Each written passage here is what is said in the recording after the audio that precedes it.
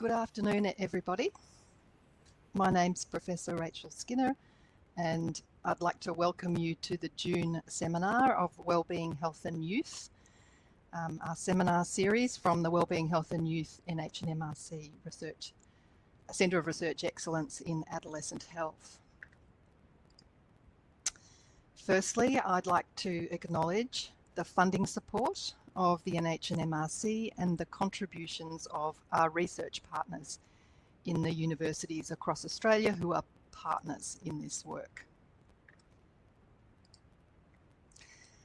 I'd also like to acknowledge the traditional owners of the country throughout Australia and recognise their continuing connection to land, waters and culture. And we pay our respects to their elders past, present and emerging. Just to bring your attention to the Wellbeing, Health and Youth Community of Practice on our website. This is a place where you can find the latest in the seminar series, the recordings, the latest of our research and any other important information that we've come across and we think that you'd be interested in. And also it's a place where you can connect with us. So just a bit of navigation here. So your microphone will be muted and your video will be switched off throughout. So the way that you can interact with our speaker is to post something in the chat panel on the right hand side at the bottom. You just type in your comments as you go and questions, please. And then at the end of the, either during or at the very end, we certainly will go through all of the questions. We'll have time to answer those. So I'd like to introduce Dr. Claire Treadgold. Claire's a National Manager of Research and Evaluation at the Starlight Children's Foundation and Adjunct Associate Professor with the discipline of Paediatrics and Child Health at UNSW. She has over 20 years experience in for-purpose organisations with a particular focus on young people, health and community services. Thank you, Claire. Thank you so much. It is such a pleasure to be joining you all here today, wherever you are. I'd also like to start by acknowledging the traditional custodians and lands on which I am today, which is the Bundjalung people in northern New South Wales. I'm lucky enough to live in the shadow of Wellbeing, is the local name of the mountain here. Captain Cook named it Mount Warning, but the local people call it Wellbeing, which actually means cloud catcher, which I think is incredibly appropriate, especially around here with the lots of rains we've had. But I appreciate the traditional owners' care of this land and thank them for it, and on all the lands on which you are meeting today. So thank you for joining me. I'm very, very happy to be here to tell you about a project that I've been involved in since it started and have seen the progression of and the final report come through. So I'm very excited to share it with you. But I'd also like to start with another acknowledgement, and that's particularly the young people who gave their time and energy to this project. They were a key part of it and we couldn't have done it without them. So without further ado, I probably do need to give you a little more context to the project and what it is. But first of all, I thought it'd actually help if I gave you a little bit of context to the Starlight Children's Foundation, who I represent, who most of you might have heard of in terms of sort of younger children, particularly with the Captain Starlights, which are in all our paediatric tertiary hospitals across Australia. So Starlight is actually Australia's broadest reaching children's charity, and it's been around since the 80s when it started by delivering wishes for sick and unwell and chronically ill children and young people, and has since broadened its focus. Now it delivers services in remote Indigenous communities, helping assist clinicians with healthcare delivery there. We have a dedicated adolescent program called Livewire, which is available both in hospital and as an amazing online community. We have a palliative care program called Moments for Children and Young People, which delivers ongoing moments of joy and distraction and creation of memories for families who have a life-limiting illness. So there's lots and lots that this organisation does.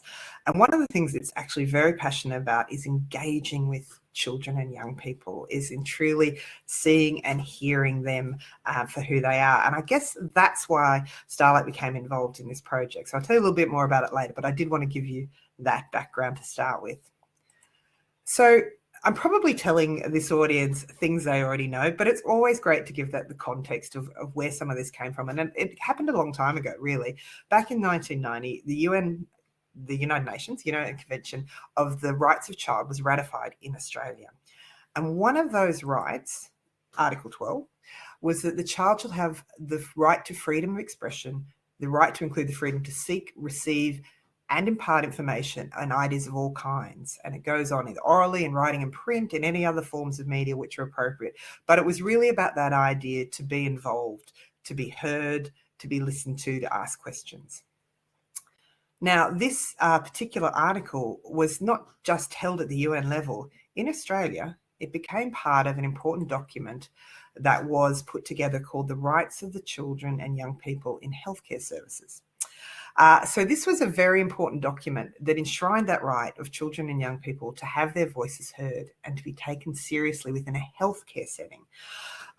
This was something that was set amongst other rights, very similar again to the UN rights generally for children and young people. So in there was a right to play, which is Starlight thinks is very important.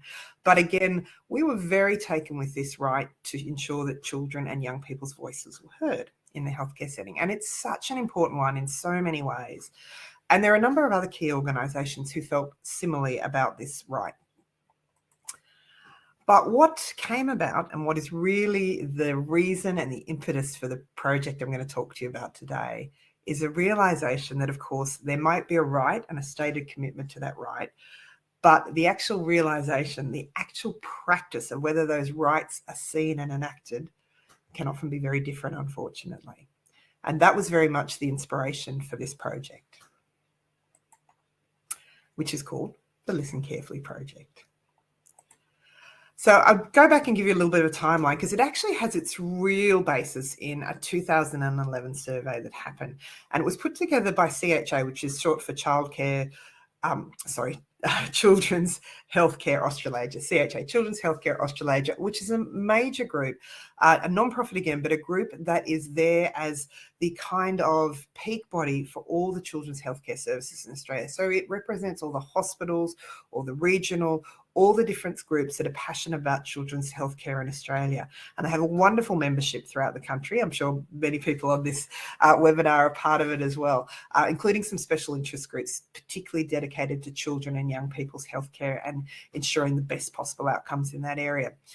And in 2011, they went through to Australia and New Zealand, because they're involved in both countries, and actually gave a self-evaluation against all the key rights that were in that healthcare charter.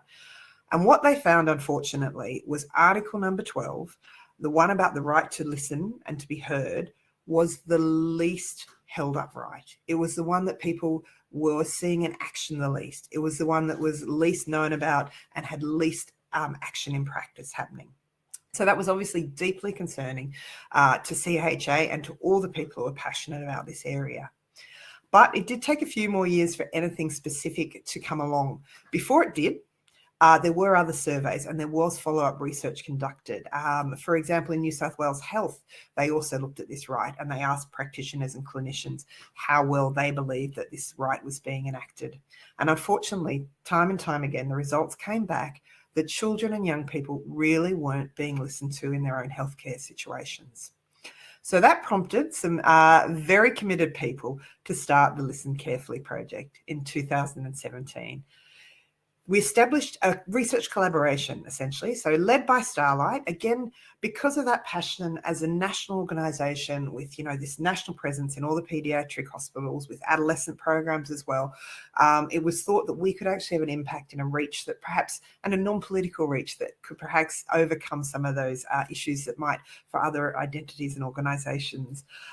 So we took this on as a project and we partnered with CHA again, built on their very important work that already done and partnered with them when the amazing Barb Verne, who heads it up, great thanks to her. It was very much led by Dr. Les White, or Professor Les White, who many of you know. He was previously the chief paediatrician in New South Wales and head of the Sydney Children's Hospital, and incredibly passionate about the rights of children and young people throughout his entire career, and hasn't stopped being. And he's been involved with both CHA and Starlight and was very much the champion for this project. So Starlight began the Listen Carefully project by gathering sort of people who were interested and passionate about this area.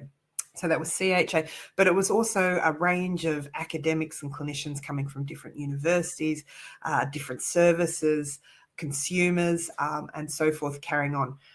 I will stop at this time because I think it's really important to note something that we lacked, and we look back now, to be honest, in a little bit of horror, that we didn't actually have any young people on that group. It was very much the traditional medical research style group. Unfortunately, we did have parent consumers involved, but we didn't actually have children and young people. And of course, having completed the research study, we are dismayed that unfortunately it didn't happen at that time. By the time we were thinking about it, we felt the discussion was whether it was token to include someone at a later date. And so very much we take on our own findings, and it has very much changed the way we go about in all our work we do now, and our processes. So, but I do want to acknowledge that straight off that we were not an example of best practice, unfortunately, in this research project. So we own that and know to do better. But that group did take forth and go out, and has expanded since. But this advisory group came together and they started the Listen Carefully, this first stage of the project, which initially was more just a kind of a fact-finding mission. And it was done immensely first by going back and doing a survey very similar to the 2011 survey that went out to CHA members. So again, we used that group and we wanted to benchmark what the difference was between 2011 and 2017. What had the difference become in the enactment of this right of children and young people to be seen, to be heard, to be listened to? So we asked a similar group, similar questions, and had them up for comparison. And unfortunately, very little, if anything, had changed. We weren't identifying best practice. We weren't seeing examples of gold standard here and how to do it. People were talking about their disappointment that there had been little change in this survey. We also conducted a literature review at the time because we were interested to see if anywhere else in the world was doing it better. And again, perhaps if you're interested in this area, you won't be surprised to hear there wasn't even a great deal of literature out there, unfortunately. There wasn't enough written about this area. Some of the leading works was coming out of Ireland and still is, but unfortunately, what the literature discovered was very little is being done to formally improve the rights of children to be heard. There were very few examples of best practice happening out there. So that then led us on to the second stage of the Listen Carefully project, which I'm going to tell you about in more detail today, and the findings of, which was really to look at 6 in-depth case studies. We wanted to go through and really identify the strategies that are used in places across Australian healthcare system to find out which ways children and young people are actually being heard. What strategies do exist? We knew there were some, so we wanted to really look at them and find out what was making them successful where they were being implemented. What were the things that were really driving the success of them? But also, what were the barriers? What were the things that were holding people back? What were the factors that were stopping these strategies being implemented as well? And of course, coming out of that, we wanted to see what opportunities there were for improving. How could we intervene? How could we create systems and processes to ensure that children and young people are better heard within the healthcare setting? So that was the stage 2 of the process. This is what we went about trying to discover. And we'd actually done it by looking into case studies, as I mentioned. What we'd done is, as part of that survey out to the CHA membership, we had actually asked them to suggest locations of where great examples or good examples or examples of really listening to children and young people are actually happening. People had strategies or tools in places or deliberate processes in places.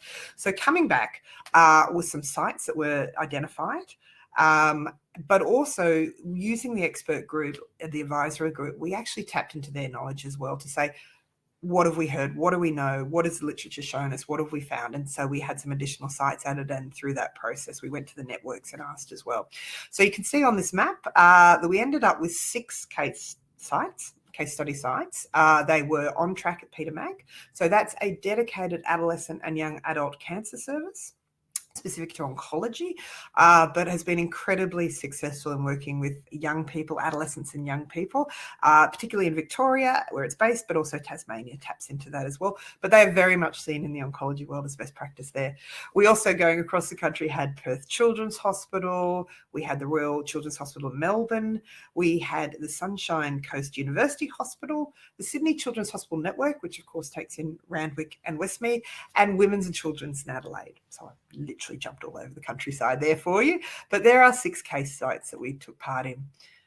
Now, our data collection process was to first and foremost interview the key consumer engagement staff and across each site. So they were identified through the survey, through the discussions, through the advisory boards as having the best overview of what kind of tools, what kind of strategies were being used to engage with children and young people at their sites. So they were key to go through this interview process. But of course, very important to us was actually to tap into and work with and have focus groups and interviews with youth advisory groups where they existed. And they might have had different names. So youth advisory committees, YACs for some, youth advisory groups for others. They didn't exist in every single hospital at the time, and a lot of them had been recently sort of revised or regrouped, and I'll tell you a bit more about that later. But where they existed, they were very much a key component and gave us a great insight and wealth of data, and we couldn't have done it without them. Once that was all done, all the interviews and the focus groups, of course, we went through coding them verbatim and line by line. And then we did a qualitative descriptive case study for each site. So in the actual report, we literally have each site outlined in detail and sort of detailed to all the different areas we looked at. Before, of course, we did a thematic analysis of this, of all the combined data and findings from these 6 case sites. We put them all together. And really, that's what I'm going to share today. I'm really thrilled to give you a little bit of insight into what those 6 case sites, these 6 here, showed us. Okay, so that's what we're going to share now through the thematic analysis. We came up with 8 key themes, and don't try and read them all there. I'm going to step you through them one by one. There were, of course, individual ones which were more specific and some outliers and some really interesting ones to each particular service or hospital or case site. And so that's why we did a full case site study on each one as part of the report. But these were the 8 ones which came across so strongly and came across from all the hospitals as well and all the healthcare settings. So I'm going to break down and keep talking you through them slowly but surely. The first one was the fact that there was a strong belief by the clinicians particularly, but also by the young people themselves, of course, but particularly by the clinicians, that hearing the voices of children and young people actually ensured best quality healthcare. They thought that it was incredibly important to involve children and young people in their healthcare decisions, not only as individuals in terms of improving patient outcomes themselves, individual patient outcomes, but they also thought it was important for developing services across the hospital, for developing the clinical services, improving the clinical services. They wanted that feedback. They wanted those insights from the children and young people. They also thought it was vital for policy and governance. So they were very much committed to the quality that having children and young people involved in this process, involved in deliberate processes, had. They also saw that there was a benefit to the children and young people themselves by having that chance to articulate what their needs were, what their interests were, what their feedback was about their own experiences. They all talked about things like improvement in treatment adherence. They talked about the fact that it ultimately gave something which is so important, that sense of control. So we know from all the other research that children, you'll know this, I'm singing to the choir, but children and young people in hospitals so often lose that sense of control, have no agency. Quite often so many decisions and experiences are taken out of their hands. So by being asked, by being involved, they actually had that sense of control back, which was so important. So the clinicians and the healthcare professionals were recognising this as well. They also talked about it just generally improving the healthcare experience, making it a more positive experience for these children and young people, which of course we know a more positive healthcare experience can lead to further better engagement with healthcare in the future. So it's very important where possible to have that positive engagement so it continues and they continue to engage and get the help and treatment that they so need. So that was the first one, the first big one. So as this quote here says, making sure the patient's rights are heard will have a positive flow-on effect. They involve them in their own health. There's usually a better outcome for them. It seems so incredibly obvious on one level, but it did need to be stated. The second key finding was about the how and the what of collecting feedback. Now, the how was really interesting for us, particularly. How people went about getting feedback from children and young people or involving them in any sort of form of questions about their situation was vastly different. We had everything from volunteers handing out iPads, traditional pen and paper, through to face painting. We had, asking questions while their face is painted, which was actually incredibly successful for that cohort. We had feedback trees where people would post things on walls. We had letterbox drops, mails, QR codes to be scanned, all kinds of different ways, but there was no consistent method. And interestingly, but not surprisingly, one of the key feedbacks came was that it wasn't actually often the children or the young people who was actually providing the feedback.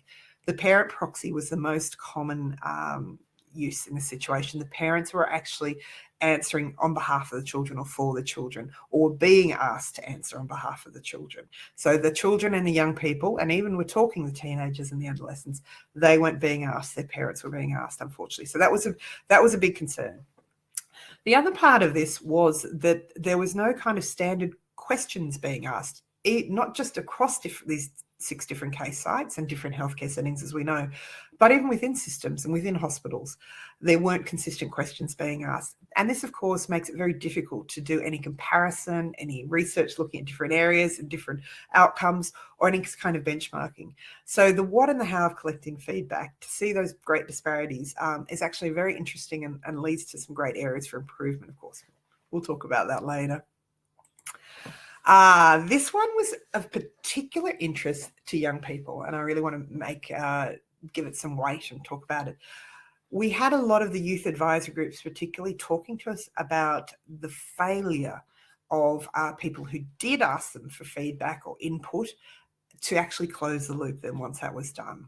So it was this idea of when it did happen, so youth advisory groups, particularly the YAGs or the ACTs talked about this a lot, the times when they were asked for input, when they were asked for their opinions or advice or feedback, but then they never heard what happened to it. It just disappeared into the ether. That was the most common response. And of course, that left people feeling both disappointed and disempowered. They weren't sure what was being used, if it was being used, or how it was being used. It was just this really disempowering and disappointing experience for them where they didn't know what was happening. And it ended up with quite often these groups that started off enthusiastic, losing enthusiasm. And what came from the clinicians or from the youth engagement side of the hospital was often people didn't know whose responsibility it was to close the feedback loop. There wasn't any process sitting behind it. So once feedback was gathered, often they didn't actually know what to do with it, or if they did something with it, they weren't sure how to tell people or who to tell about it. So they didn't go back to these groups. So they were aware of that themselves. So there's this great disconnect, and we realise it is incredibly important. Of course, we all know this. If we give feedback, we want to know how it's used. These young people deserve to know how it's used. So as you can see from the quote here, they want to know if it's valuable. Does it create positive change? They want to help feel like they're being part of that positive change as they genuinely are. So it's so important to ensure that we close that feedback loop. I spoke previously about how important the youth advisory groups were and how valuable their input was into this project. But one thing we noticed was that there was no consistency about setting these up either, which we thought was really interesting. I guess we a bit naively, we perhaps thought we'd go in and there would be kind of standard models, some standard guidelines in use. But what we discovered was each and every one had been set up very independently, very differently. There was no set of guidelines. There was no suggestions on how to do it out at the time. I believe the Office for the Advocate for Children and Young People has since offered some guidelines generally for running youth advisory committees, not specific to the healthcare setting though, but certainly at this time there wasn't anything out there. Nothing had been formally set up. But we had noticed as well, and perhaps COVID had something to do with this, because we were running this process throughout many of the COVID years. What we found was that these groups a lot of them had kind of fallen away and had to be restarted. And in fact, this had happened several times in some cases, which is interesting in itself and points to problems with the processes and the use. So again, we'd hear that story about them being really enthusiastic and then falling off a little bit, or problems even with representation within them and how to get that representation. But we also heard some amazing and wonderful examples of them working really well. One of my favorites was about the young people going out to wards and getting feedback from other young people, because they were very aware that they weren't representative just by themselves of all young people at all. So they were doing their best to literally physically go out and gather more feedback and involve more and widen the circle themselves. So this is a really interesting one about how we can support the establishment, how we can use co-design. Again, none of them we developed using co-design at the original time, although some of them have since very much adopted it. But how can we do youth advisory groups and support them really well in the future? Another interesting finding, although perhaps again not surprising, was that particularly the youth engagement officers and clinicians often struggled to hear the voice of younger children. I think we're particularly talking about the under 8s in this stage. They didn't necessarily feel comfortable talking to this age group in the same way they might feel comfortable asking a teenager to talk about their experience and what they were going through. They weren't sure how to engage in a meaningful way with children. So they were really struggling with this, and to be honest, so most of them kind of avoided it because they didn't know how to do it. And they were honest about that it was almost just one of those in the too hard basket, trying to get the voice of a younger child. But they also did agree, as well as younger children, there were other groups that really did require further attention and whose voices weren't being drawn out and particularly weren't being heard. They weren't being asked, they weren't being involved, they weren't being engaged. So there were a number of groups that people identified. Here, I think the quote here probably sums it up by saying we hear more than the majority rather than hearing from the children, the Aboriginal, the called consumers. Our consultations always have a mix of some people, but I don't think we hear more directly from the vulnerable groups. And that was very much echoed across all the sites of vulnerable groups. Included in that was also, for example, intellectual disabilities. There was a great deal of angst that we weren't able to involve children and young people with disabilities more, and they weren't hearing from them. And also a group that got singled out was children and young people under the guardianship. And again, hearing from these vulnerable populations. So this was something that there was widespread agreement that unfortunately not enough is being heard and not enough is being done to hear them, these voices, unfortunately. What won't surprise people is that there was genuine commitment particularly from the clinicians and from the consumer engagement staff, that they really did actually want to engage with children and young people, but they often felt time poor, they felt resource poor.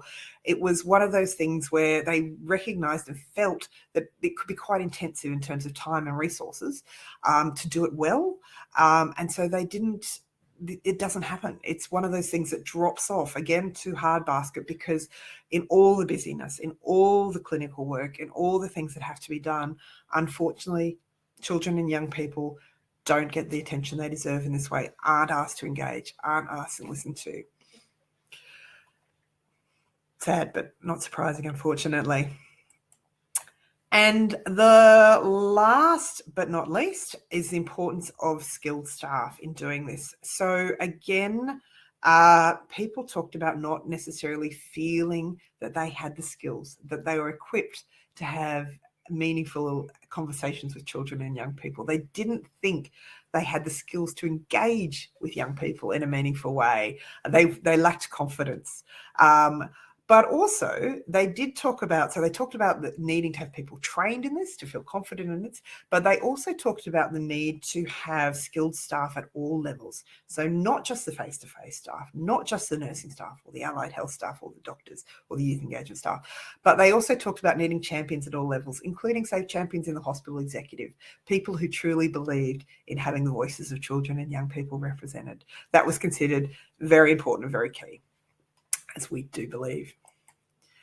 So That's the key findings wrapped up. I'm not sure many of you who've worked with children and young people will be shocked, unfortunately. I'm sure that this is very much what you've heard, what you've seen, what you've witnessed to different and varying degrees. We do know, and I don't want to sound doom and gloom, because we do know there are some amazing examples of where it is being done well, where we do have the voices of young people coming through strongly.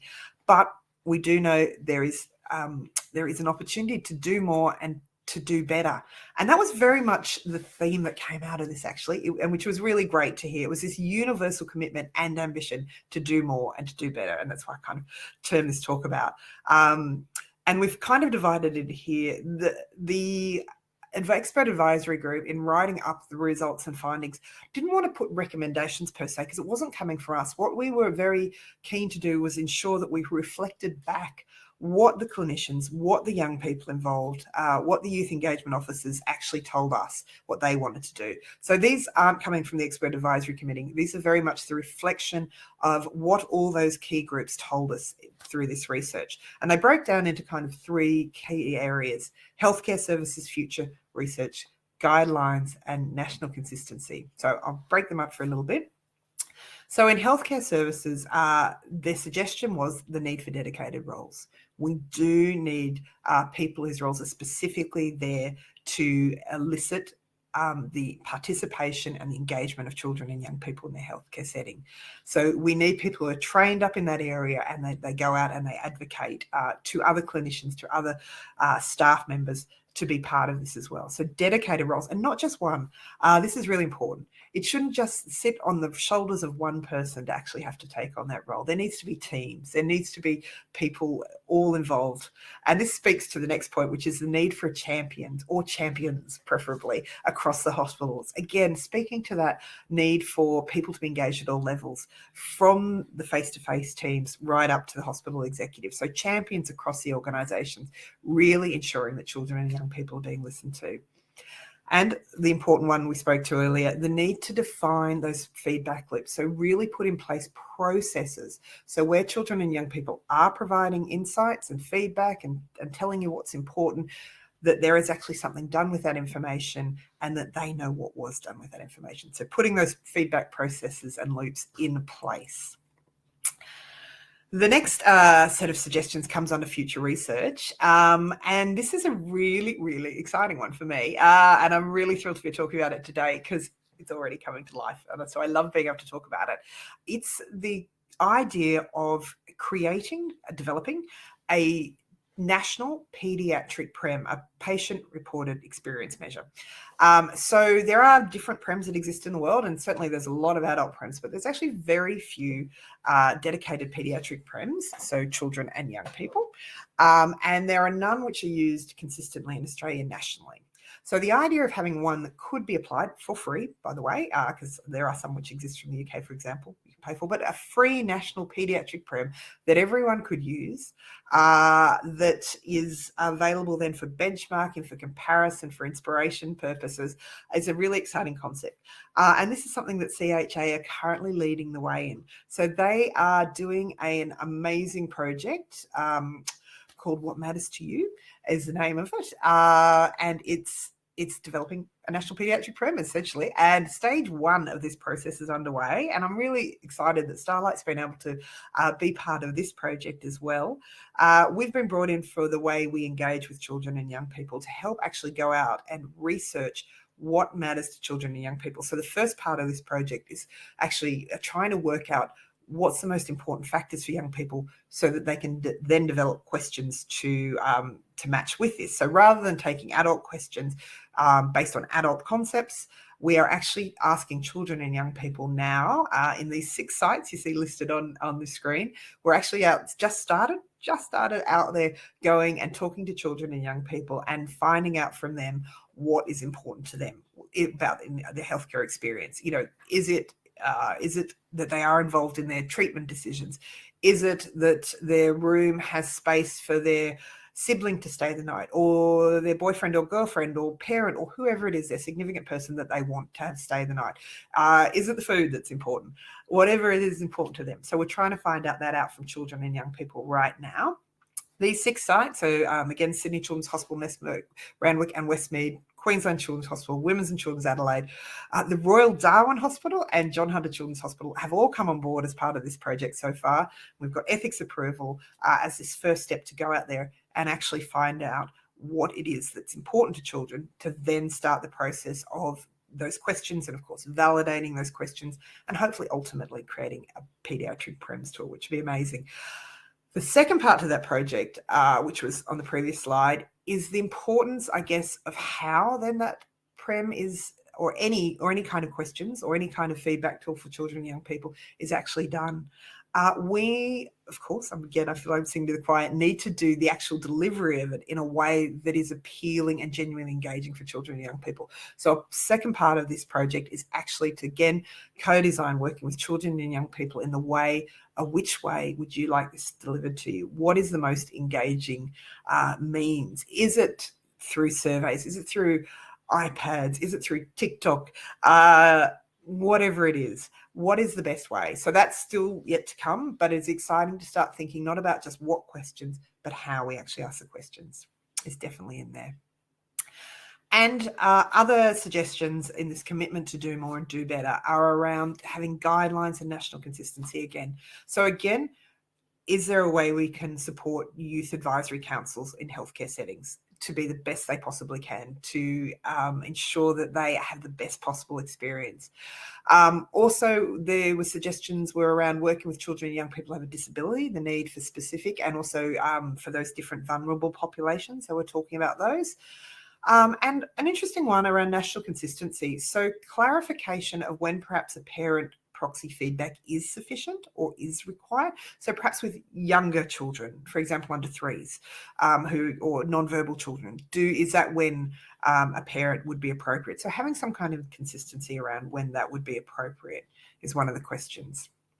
So look, that's the end of the actual report and the findings and the suggestions that came, as I said, from all the people involved, all the youth advisory groups, all the clinicians, all the engagement officers who took part in this. If you'd like to read it in more detail, all 121 pages, I can certainly email you a hard copy, or you can download it from our website as well. I've just put up here a list of all the amazing committee members who took part, but also the acknowledgement of all the other people who were research participants. And again, I want to really thank the youth advisory groups and councils and the young people who were interviewed and part of this, because they were so key to what we did. And as I said, one of the key things that they shared with us, the most important things they shared with us, was the need to close the loop. And we very much took that on. As I said earlier, we recognised where we had failed early in the process. And so we wanted to make sure that towards the end we didn't fail. So with the support of young people, we actually developed an animation of this project for them, which I'm going to share with you now just to finish off. It's the last thing I'm going to share with you before I hand over and see if there are questions. So this is a little animation that was put together with the advice and support of young people to explain, firstly and foremostly, what happened with the feedback, what the report was, and it was so specifically to the actual young people who took part in the process, in the research. So this went directly to them, but we've also shared it more widely so other people can understand what. Children and young people have a right to express their views and be heard. It is important. Children and young people have a right to express their views and be heard. It is important that we listen to what they think, feel, and experience. This is especially true when it comes to their health. But are children and young people truly being listened to in healthcare? To better understand this, Starlight established the Listen Carefully project in partnership with Children's Healthcare Australasia. The project was guided by a group of experts from across the health sector and leading universities. We surveyed hospitals and health services across Australia and New Zealand about whether they felt they were doing a good job at listening to children and young people. We reviewed the international research to find out how other countries were doing in this space. We then interviewed Youth Advisory Council members and health professionals about what works well to capture the voice of children and young people in their health service and what they felt could be improved. Overall, we found that health services understood the importance of promoting and listening to the voice of children and young people. Yet there was a universal commitment to do more and to do better. Our interview participants emphasised the value of a well-run youth advisory council and skilled and committed health professionals who feel comfortable engaging with children and young people. However, they also shared the challenges of enabling younger children to voice their opinions, as well as greater efforts needed to hear from Aboriginal and Torres Strait Islander children and those who come from culturally diverse or lower socioeconomic backgrounds. Guided by our findings, especially the voices of the Youth Advisory Council members and health professionals, we provided several suggestions for next steps. Here are just a few of our suggestions. Develop guidelines for how to set up a Youth Advisory Council and guidelines for how to co-design with young people. Establish training for health professionals about how to better listen to children and young people who are from a different cultural background. Create a list of questions for children and young people to answer about their hospital experience, rather than having adults do it on their behalf. Develop fun and engaging ways to collect feedback, and ensure that children and young people are always informed about how their feedback has been used. Children and young people have the right to express their views and be heard in healthcare. The Listen Carefully project aims to raise awareness of this and to promote opportunities for a greater national approach. Together, we can do more. For more information, please visit our website.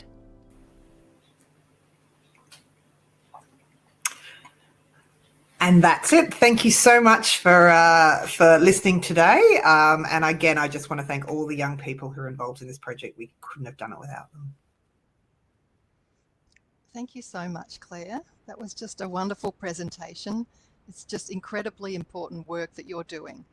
And and I've got a lot of thoughts about how we can draw on the findings and promote, the conclusions of your study throughout, the healthcare settings where I work and where my colleagues work. Definitely. So while we're waiting for people to put some questions in the chat, I have some questions for you. I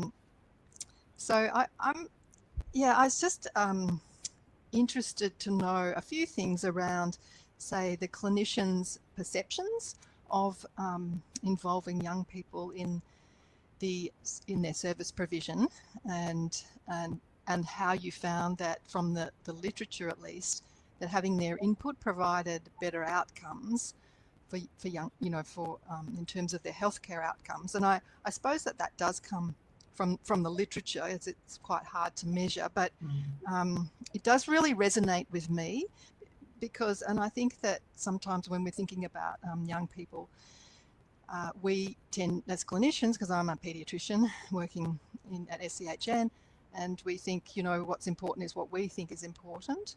But sometimes it's the outcomes that matter most to them that perhaps are the better outcomes. And so I think that it would help clinicians to understand that involving young people in the decision-making process can actually lead to better outcomes, because they're all very focused on better outcomes. So that might be the way in to to get their engagement in the additional time commitment that they perceive that this would involve. I I was agree. just wondering what you thought about that. Oh no, I totally agree. I actually always go back to, in one of my former lives, I worked particularly in oncology, in adolescent and young adult oncology, and there's an amazing nurse in the UK who worked a lot with the Teenage Cancer Trust over there, and she wrote a really fascinating article. I think it's got some great name like Sex, Drugs and Rock and Roll, around this exact topic about listening to the young people to get better outcomes. And she gives a lot of examples around, the very one that always stuck with me was a young girl who was absolutely refusing treatment,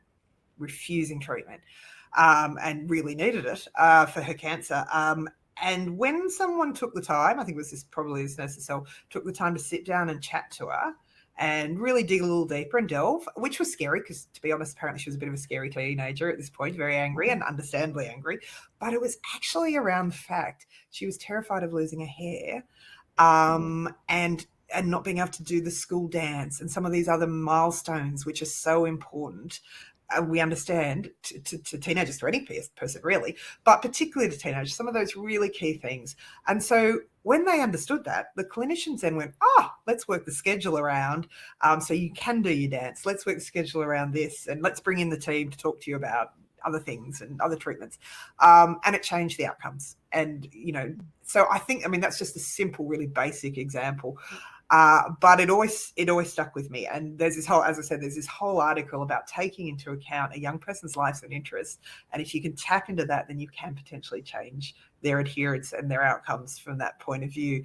But again, as we found from our study and as we know from other studies, not everyone's confident to have those conversations, and particularly with different ages or different backgrounds or as we said, Aboriginal children or vulnerable populations or lower socioeconomics actually get left behind even further. So, having the clinicians do that. And we know, I don't want to tar everyone with the same brush because there are so many amazing clinicians who are out there doing this beautifully. And that came across too. So it's just, how do we do more of that, I guess? Yeah, exactly.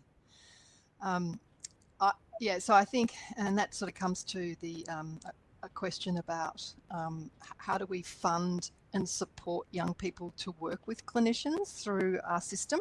So that's another point I wanted to raise as well that relates to that. But actually, Daniel has a question. So I'll go to Daniel's question. Thanks, Claire. Really interesting presentation. Do you think there is a way for us to show the benefits of youth advisory groups to governments to support funding for these approaches? Oh, that is a good question. There has to be. There are so many benefits to using youth advisory committees. I think with governments, it's often cost-benefit analysis, isn't it? It's always around understanding where the bottom dollar is, to be really honest. I know, for example, again, from my background in oncology and AYA cancer services, getting those cancer services, getting them government funding was proving the cost-saving benefits as well.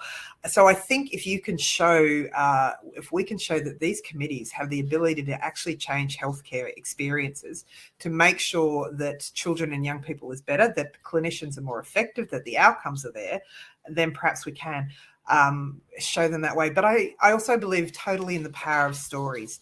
I think it's so important to show these individual stories, to show where they've made a difference on a day-to-day basis, to show the impact to the individual or to the group. I think we can do that through stories. And I think these youth advisory groups, as I said, the stories that stick with me is them going out there and talking to other young people and finding out what's important is really different.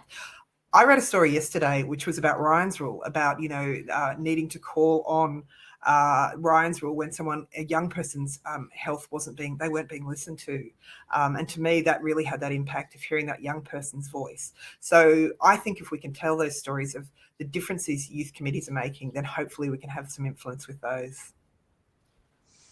Yeah, great. Thanks, Claire. That really resonates with our WH&Y commission, which is in research. I've got another question from Helen. Sorry if this is a stupid question. It won't be, I'm sure. But your research extends across a very large developmental age span. In terms of improving patient and hospital experiences, how do you plan to manage the potentially huge differences in feedback across children and young people? That is not a silly question at all. It's a really great question, and it's one we grapple with because it is, you're right, we absolutely do go across a massive age group, and particularly the work we're now doing with CHA around the PREMS is very much a big group, so 0 almost to 18, although I think we're focusing, to be honest, more on 6 to 18 for that reason, that recognition that the younger age groups probably do need the parent proxy. It's hard to get away from that. But that doesn't mean, for example, we couldn't work with parents on how they engage with their children to get the answers as well too, which I think is something interesting we haven't gone down, but I'd be really fascinated to know more about. What we are doing is working, I guess, in terms from Starlight, I can talk from our answers, working with the strengths Starlight does is very much in looking particularly one, to the children and young people to guide us themselves. So again, coming back to that co-design. So letting them help and tell us, they're the best. what they suggest and how to do it. We're probably going to have to do some stratification. That's to be realistic. So, for example, you couldn't do a prem for one whole that's going to go from 6 to 18. We probably do have to chunk it sort of developmentally, perhaps, rather than by specific age, and again, approximation of it. But again, even in the way, to give you the example, we're doing it right now to engage with children and young people in the research, is we're very much tailoring it to different age groups, but more than the age group, we're tailoring it to the actual child, the actual young person themselves. Now, this is possibly a luxury we have as an organisation and in this piece of research, but the activity we're doing is very much in the research, the way we're doing it is very much based on the child sitting in front of us or the young person sitting in front of us and what they want to do and how they want to do it. So we talk to them about that. We're guided by them. We follow that. And that's a luxury I will be honest and say I'm not sure, a national health system has. So we probably do have to come up with some practical ways to kind of stratify it. But what we're doing right now is using that luxury and going as broadly as we can, and using different strategies and trialing, and very much just being led by the child and the young person and what they want, and by that co-design process from young people telling us. And then we'll have to sort of rationalize a little bit after that to go, well, here's maybe 5 different ways of doing it. You look at the person in front of you and work out which one fits best. I imagine, I can't tell you for sure how it's going to work, but that's the way I imagine. If we come with 5 or 10 different strategies, and then it's up to the young person to say, actually, that's the way I want to do it, or that's the how I feel most comfortable. That's our hope. Great. Thank you. So we have a question from Pip Collin. Fantastic research, Claire. What are the insights around how to better enable participation from the priority groups? Oh, Pip, I wish I knew. I think I'll be turning to all the groups out there to tell us.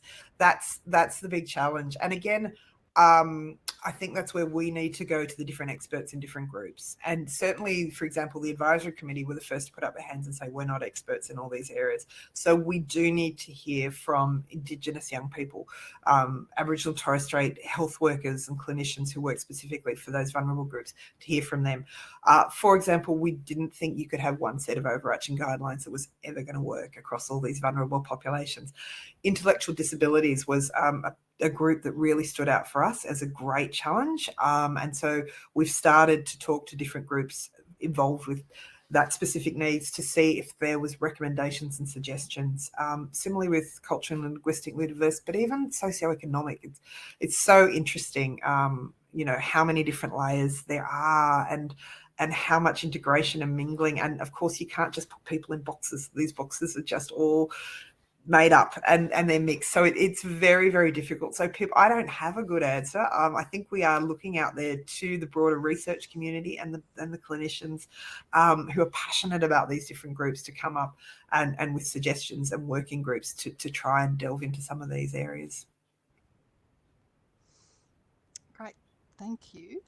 I have another question. I was really interested in your comment about the importance of having champions through the health system at all different levels. And I just wonder whether some of those champions could be young people themselves. So perhaps, young people sitting on the key, committees where decisions are made, being part of that governance process.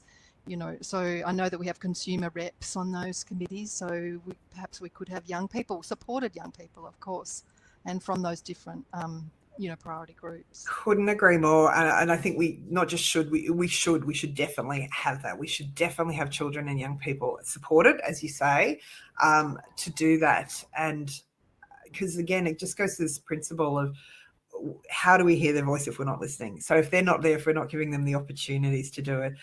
But the thing is I'm also so aware of is young people are busy. And so we also have to find ways to fit this into their lives. I mean, you think about these 2-hour committee meetings we sit in and it's just not practical. So we need to find better ways to engage in ways that suit them as well, to be aware of those kinds of barriers to involvement as well. But you're right, I cannot think of better champions than themselves. So with support and training and assistance and mentorship. And that's why, for example, the Youth Commission is to me is such an amazing program. And if we could just clone and have thousands of youth commissioners who could actually be put in these situations and called upon to be champions, I can't think of a better way to spread the message and to share the importance than these living, breathing treasures of youth commissioners. Great, thank you. So one of the other things that we've wrestled with, sorry, I just want to check in case there are any, is the appropriate remuneration of that reflects their time, and reflects, I suppose, their time and that impact on them, and in a way that we might do for adults as well. So, and how, I mean, of course, to make the advisory council function well, you also need to have a project office or someone helping to support them as well. So there's funding involved. Yeah, and so that's always a challenge, I imagine. Yeah, a big challenge. Yes, agreed. And in numerous places. And what we found was some were paid and some weren't, which was interesting within itself. And funnily enough, I used a quote recently, or in an application that came from the young people who talked about not minding being not paid, like volunteering. And quite a few people were up in arms saying, well, they shouldn't be volunteering. And I don't disagree. But these young person had said, well, I don't mind because I really want to get the message out there.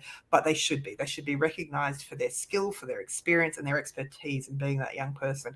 And, you hear horror stories where it doesn't happen, to be honest, in most of these days. But at once upon a time, they were having to pay their own parking if they had to come in to be part of a group at the hospital. We all know what hospital parking's like. So to have expenses paid, to have their time paid, their expertise is definitely, but also, as you say, to have dedicated roles to support them. And one of the challenges we found came out everywhere was the turnover of those roles has been hugely problematic. I guess, turnover at the moment, full stop, is a massive problem in the health system, but that role in particular has been a problem. And so when that turns over, it has such an impact on these committees. So having more than one person, I think, having a team surrounding and supporting this kind of work is actually very, very important. All right, so this is actually a comment, but I will make it live. So Pip has responded and said, great, thank you. But the insight of needing a range of ways for young people to share their experiences and participate in the ways that are meaningful to them is certainly one that we found in other settings, e.g. research and mental health. Though implementing that as a principle is a challenge, and we would love to crack that with you. So I'd love to crack that too, Pip. Let's do it. Yeah. Okay, excellent. Well, thank you very much for that. I certainly hope that given all those hospitals that have signed on to this project, we'll implement the findings. That is a wonderful goal. So perhaps, we'll draw the session to a close, and I just have one plug. So we have an exceptional WH&Y event that's on tomorrow night, and I urge you all to join us. Wellbeing, Health and Youth Research Pride, to celebrate Pride Month, June. We're having a conversation with young people about the best ways to engage young people with diverse genders, sexualities, and variations in sex characteristics in health research. So this is another priority group for you, Claire. the next frontier for you. But join us if you can. It's tomorrow night at 6 p.m. And we'll send out an invitation link if you don't have one. Thank you all for joining us today, and we'll look forward to seeing you again next month. Thanks, Claire, so much.